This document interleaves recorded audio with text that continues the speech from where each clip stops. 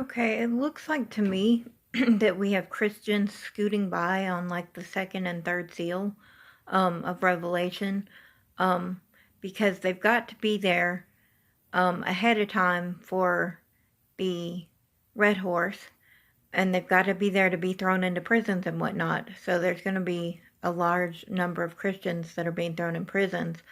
Um, so they've got to be there, and when the economy when he needs everyone to buy or sell for the economy, or don't get in the economy, all the Christians are gonna once again disperse there and not go into the buying and selling. Instead, just be extremely poor, have nothing, and that's how they might survive.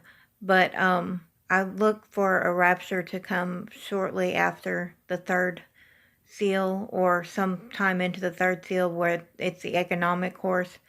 A measure of wheat for a penny, to a day's wages, a measure of wheat for a day's wages. Um, and but I look for them to actually measure our food out to us too. But I look for us not to be in the economy at that point anyway.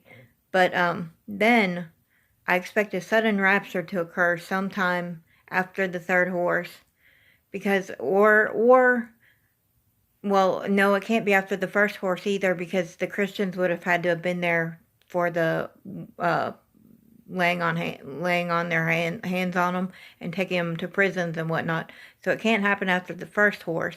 Can't happen after the second horse, because the Christians have to be there to have their hands laid on them. It can't happen to the after. Probably won't happen after the third horse, because someone needs to be there to oppose the Antichrist on the buying and selling thing. But shortly after that, I look for round about the fourth horse, which is a death and hell horse, which kills like a third of the world, I think it is. They have to be there, and the Christians will probably at that sometime around that horse be raptured out of there, is what I think, because it makes no sense to me. The pre-tribulation happening like before Apollo makes no sense to me. It makes no sense that they wouldn't be here to oppose the buying and selling. So the pre-tribulation definitely doesn't make any sense to me. The post-tribulation, it's like, why even do it? Just have Jesus come back, and why worry about rapturing the saints? You're going to take over the earth anyway. So so there, I wouldn't see a reason for him to have to rapture the saints. So if you believe in the rapture at all, I would say believe in it for the mid-tribulation. I do believe in it, because I feel like the verses, Mark and Thessalonians and whatnot, I feel like the verses are coherent, and I feel like they're saying that there will be a rapture. But if you believe in the rapture at all, to me, you pretty much want to believe in the pre or mid-tribulation rapture, where there's a lot of stuff going on during that time, though. But it's before they turn the waters to blood and do all that weird stuff. But anyway, that's what I think is going to happen, kind of in the way I think it's going to happen. And I didn't want to involve any discussion or anything that I've had with someone else on this. I just wanted to go out and say what I think is going to happen.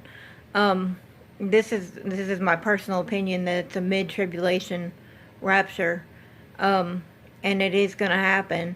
And I also think that's why Daniel says, "Blessed is he that waiteth till the 1,335 days," because there's something about that time that I think that the rapture will have happened by then, or will happen soon after that. But I feel like there's a blessing on it too, not just curses everywhere.